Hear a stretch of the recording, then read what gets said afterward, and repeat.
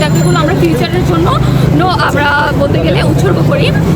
আমরা দেখছি যে জলবায়ুর হচ্ছে পরিবর্তন হচ্ছে, আর এই জলবায়ু পরিবর্তনের কারণের জন্য আমরা মানুষরাই দায়ী। জলবায়ুর সাথে যে অবিচারটা হচ্ছে সেটার জন্য আমরা দায়ী। যেহেতু আমরা দায়ী, যারা হলো অবিচার করছে অবশ্যই তাদেরকে সুবিচার নিয়ে আসতে হবে। এই সুবিচার আনার জন্যই আমরা সবাই একত্রিত হয়েছি গ্লোবাল ক্লাইমেট স্ট্রাইক করার জন্য। স্ট্রাইক করার মাধ্যমে আমরা হলো নিজেরা সচেতন হবো এবং হলো অন্যকে সচেতন করব, এবং তারাও যাতে জলবায়ুর সাথে অবিচার করা বন্ধ করে আমরা হলো এটা নিশ্চিত করার চেষ্টা করব। তো বাংলাদেশে কোন কোন কারণগুলোর কারণে জলবায়ুটা পরিবর্তন হচ্ছে বলে আপনি মনে করেন? আপনার চোখে পড়তেছে কোন কোন কারণগুলো বেশিরভাগ?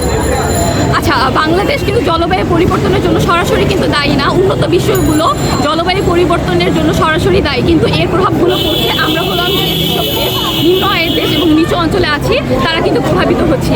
জলবায়ু পরিবর্তনের কারণে, গ্লোবাল ওয়ার্মিংয়ের কারণে হিমবাহের হলো গিয়ে বরফগুলো গলে যাচ্ছে, যে কারণে সমুদ্র পৃষ্ঠের উচ্চতা বৃদ্ধি পাচ্ছে, যে কারণে প্রতি বছর বাংলাদেশে হলো আমরা বন্যার সম্মুখীন হচ্ছি। সেই বন্যাটা খুবই ভয়াবহভাবে হচ্ছে। আচ্ছা, মূলত হলো জলবায়ু পরিবর্তনের কারণে যে গ্লোবাল ওয়ার্মিংটা হচ্ছে, এটার কারণে প্রধানত বাংলাদেশ হলো জলবায়ু পরিবর্তনের যে ভয়াবহ দিক আছে সেটার সম্মুখীন হচ্ছে। তো আমরা আরেকটা কথা জানতে চাচ্ছি যে আমাদের শহর অঞ্চলে যে অনেক হারে গাছ কাটা হচ্ছে এবং বিল্ডিংগুলোতে অধিক হারে সৌন্দর্য বৃদ্ধি করার জন্য গ্লাস লাগা হচ্ছে। এই গ্লাসের কারণেও কিন্তু আমাদের শহরে কতটুকু প্রভাব পড়তেছে এই আবহাওয়াটা বা এই যে বর্তমান পরিস্থিতি?